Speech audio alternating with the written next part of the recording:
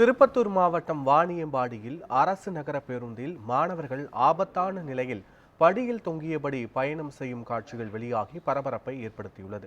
இது தொடர்பான முழுமையான விவரங்களோடு எமது செய்தியாளர் சீனிவாசன் இணைந்திருக்கிறார். சீனிவாசன், பள்ளி மாணவர்கள் படிக்கட்டில் தொங்கியபடி பயணம் செய்வதை அதிகாரிகள் தடுத்து நிறுத்தியிருக்கிறார்களா? போதிய பேருந்து வசதி இல்லையா? என்ன காரணம்? நிச்சயமாக திருப்பத்தூர் மாவட்டம் வாணியம்பாடி அருகே உள்ள தமிழக ஆந்திர எல்லையில் உள்ள கனகநாச்சியம்மன் கோயில் முதல் வாணியம்பாடி வரை 30 என்ற எண் கொண்ட அரசு நகர பேருந்து ஒன்று இயங்கி வருகிறது.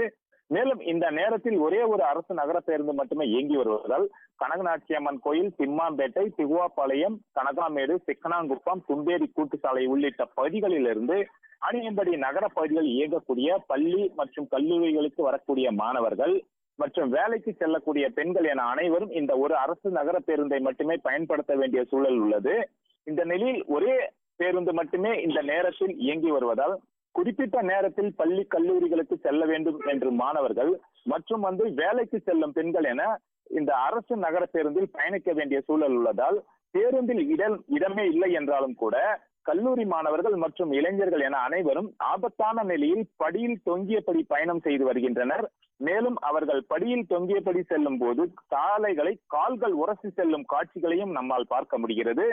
தற்போது இந்த வீடியோ காட்சிகள் வெளியாகி பரபரப்பை ஏற்படுத்தியுள்ள நிலையில் இந்த நிலைக்கு காரணமாக பார்க்கப்படுவது ஒரே பேருந்து இயக்கப்படுவதே இதற்கு காரணம் என பார்க்கப்படுகிறது. தமிழக அரசு மற்றும் போக்குவரத்து துறை நடவடிக்கை எடுத்து இந்த தடத்தில் பள்ளி கல்லூரி செல்லும் மாணவர்களுக்கும் வேலைக்கு செல்லும் பெண்களும் வசதிக்காகவும் காலை மாலை இருவேளையும் ஒரு கூடுதல் பேருந்து ஒன்று இயக்க வேண்டும் என்பது இந்த கோரிக்கையாக உள்ளது. மேலும் இது போன்ற ஆபத்தான பயணங்களை தவிர்க்கவும் முடியும் என்று சமூக ஆர்வலர்கள் மற்றும் பொதுமக்களின் கருத்தாக உள்ளது.